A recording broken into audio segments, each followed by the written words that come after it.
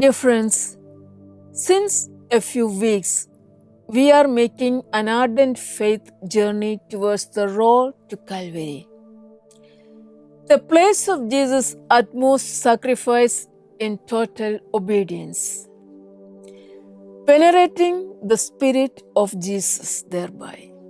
Today, fitting to this spirit, what I have is an excerpt from the writing of late Pope Benedict XVI. Here we speak about the gesture of kneeling, the spirituality of kneeling. If we look at history, we can see that the Greeks and Romans rejected kneeling. And so they said that kneeling was unworthy of a free man, unsuitable for the culture of Greece, something the barbarians practiced. Aristotle called it a barbaric form of behavior. But Pope says that the humility of Christ and his love, which went as far as the cross, have freed us from these powers. We now kneel before that humility. The kneeling of Christians is not a form of inculturation into existing customs.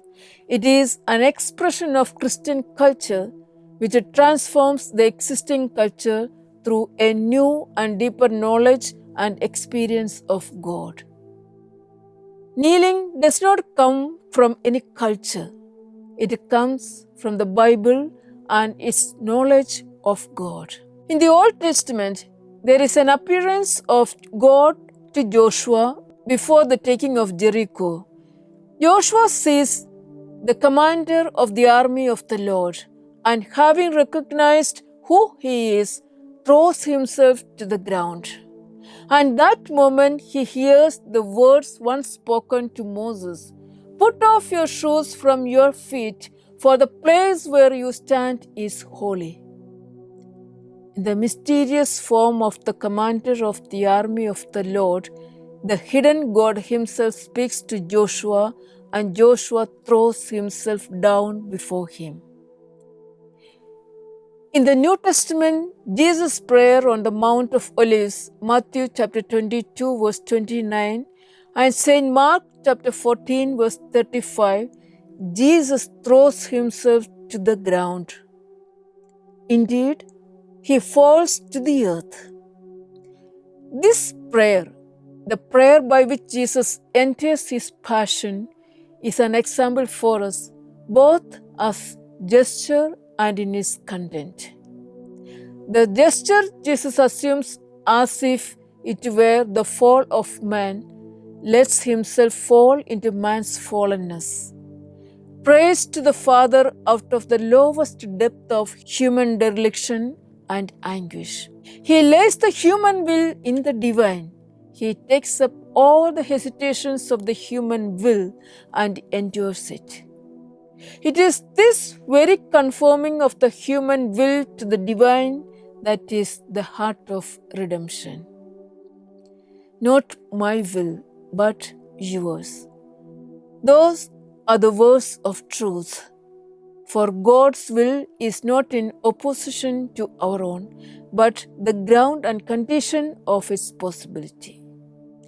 The suffering and struggle of Gethsemane is the struggle for this redemptive truth, for this uniting of what is divided, for the uniting that is communion with God.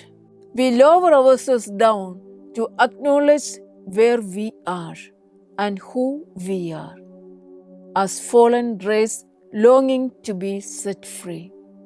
We throw ourselves down as Jesus did before the mystery of God's power, knowing that the cross is the true burning bush, the place of the flame of God's love which burns but does not destroy. A gesture of showing trust in a power beyond the human, says Pope. In the dialogue, Jesus asks the man whether he believes in the Son of Man. The man born blind replies, "Tell me who he is, Lord." When Jesus says, "It is he who is speaking to you," the man makes the confession of faith I do believe, Lord.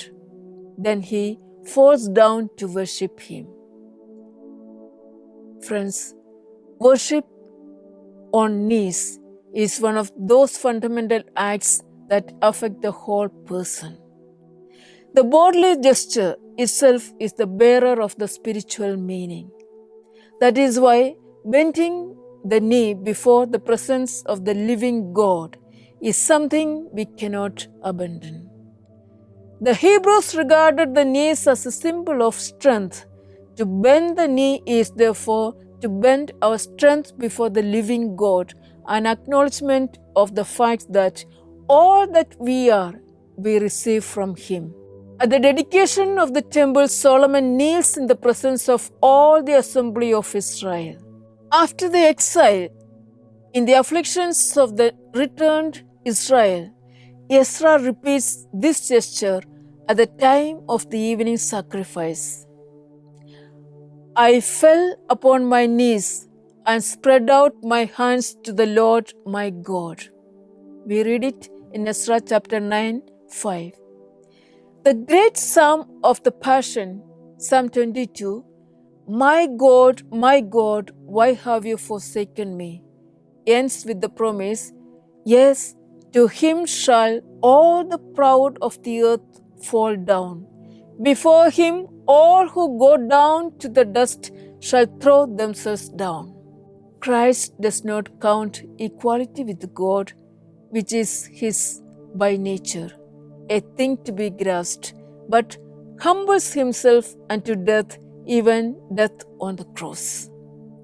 It is precisely this humility which comes from love that procures for him the name which is above every name, that at the name of Jesus every knee should bow in heaven and on earth and under the earth. The cross has become the world-embracing sign of God's presence before the crucified and exalted Lord. People who learn to believe learn to kneel.